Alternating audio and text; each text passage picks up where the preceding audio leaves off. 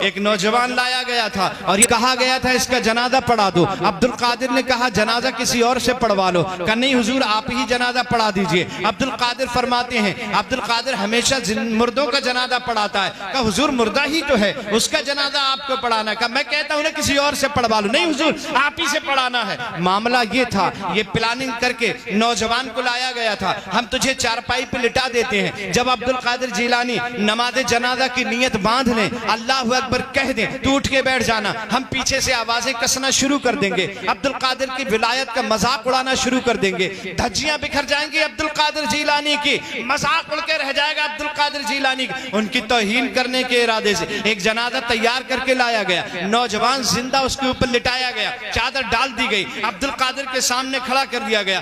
غوث اعظم مدرسہ نظامیہ کی جامع مسجد سے، بغداد کی جامع مسجد سے نماز پڑھا کے باہر آئے، جنازہ تیار تھا، حضور نماز جنازہ پڑھا دیجئے۔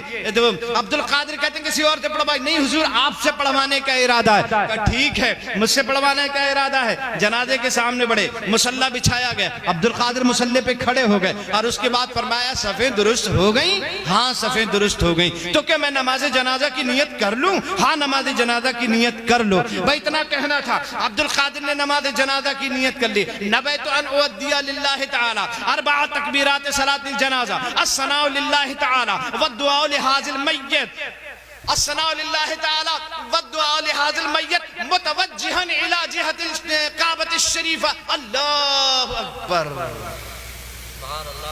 اللہ اکبر کہہ کہ غوث اعظم نے نیت باندھ لی۔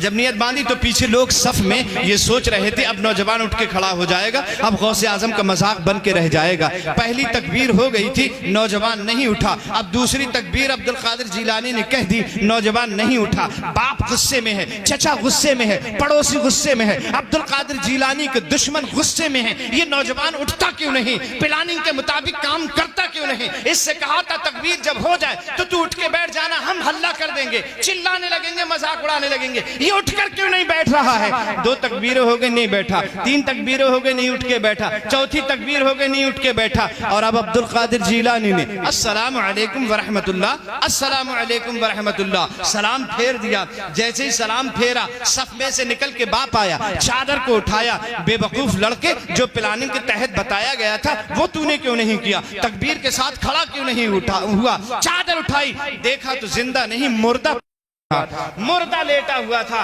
عبدالقادر کے قدموں میں سارے نمازی گر پڑے، باپ گرا، چچا گرا، بھائی گرا، تایا گرا۔ عبدالقادر غضب ہو گیا، یہ کیا ہوا؟ غوث اعظم فرماتے ہیں یہ ٹھیک ہے، اللہ نے مجھے یہ اختیار عطا فرمایا ہے کہ میں مردوں کو اللہ کے حکم سے زندہ کر دیتا ہوں، لیکن اس کی تو میں نے نماز جنازہ پڑھا دی ہے اور میں نے تمہیں پہلے ہی بتایا تھا۔ عبدالقادر مردوں کی نماز جنازہ پڑھاتا ہے، اب یہ قیامت سے پہلے اٹھ نہیں سکتا ہے،